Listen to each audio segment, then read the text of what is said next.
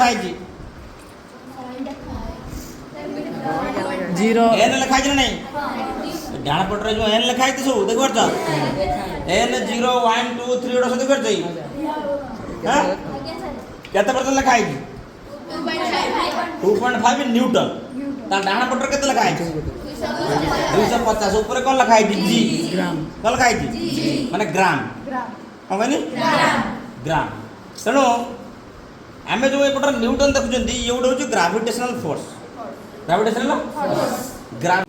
तेणु जो gravitational force जो एपटर न्यूटन अच्छी तो ग्राविटेशनल फोर्स कौन गोटे वस्तुर वेट को बुझाए वस्तुर weight is nothing but it is the amount of gravitational force acting on a particular body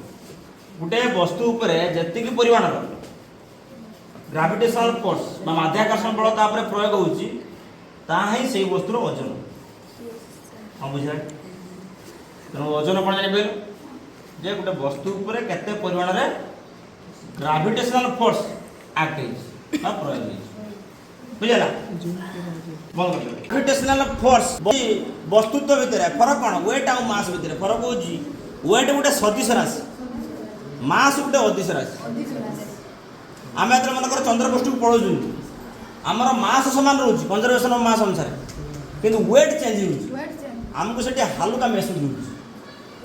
कौटी चंद्रपृष्ठ eighty आमको ओजन लगुच कौन पाई ना आर्थर जो जी भैल्यू तेणु जी भैल्यूटा जो आर्थ रे काठू अधिका मून ठार अधिका से कौन बुझे ना बुझे आमर जी भैल्यू जो 9.8 इज अप्रोक्सीमेटली 10 निया मीटर पर सेकेंड स्क्वायर तो मून रे या टू कम तो से आमको हालुका महसूस कौन आम से देखिए गोटे 100 ग्राम एटा केते ग्राम से एटा देखा एटा गोटे हूँ 50 ग्राम यार वस्तु तो हूँ 50 ग्राम आ गोटे आम 50 ग्राम लगे तेरे केते ग्राम हम स्टॉप तेणु यार टोटाल नेट वस्तु तो केते हला 100 ग्राम 100 देखिए यार वेट केते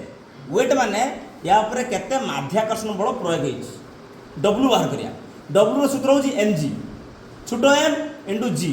छोटो m माने यार वस्तुत्व इंटू g है 9.8 मीटर पर सेकंड स्क्वायर बा अप्रोक्सीमेटली पाखापाखि कौन 10 अप्रोक्सीमेटली पाखापाखि 10 एगो कैलकुलेशन करके देखिया सेटिक आछी ना नहीं बोले एटा होची वेट मापिबा मशीन अर्थात एपटर जो न्यूटन अच्छी ये होची वेट वेट गोटे प्रकार फोर्स वेट गोटे कौन gravitational force acting on a body बुझना बुझे तेणु देखिए यहाँ आम 100 ग्राम नेले तेणु आम हिसाब से केते आसियो 100 ग्राम जे केते केजी 1/10 ग्राम को केजी कने आम कौन करिया हजार हरिया हजार कौन करिया हरिया केजी रु ग्राम गने हजार गुणिया तेणु तो हजार आम भाग करवा हजार तेणु 100/1000 जे केते हला 1/10 1/10 केजी 1/10 ता सहित मल्टीप्लाई करिया केते 9.8 मल्टीप्लाई करिया तो मल्टीप्लाई करने केते हबो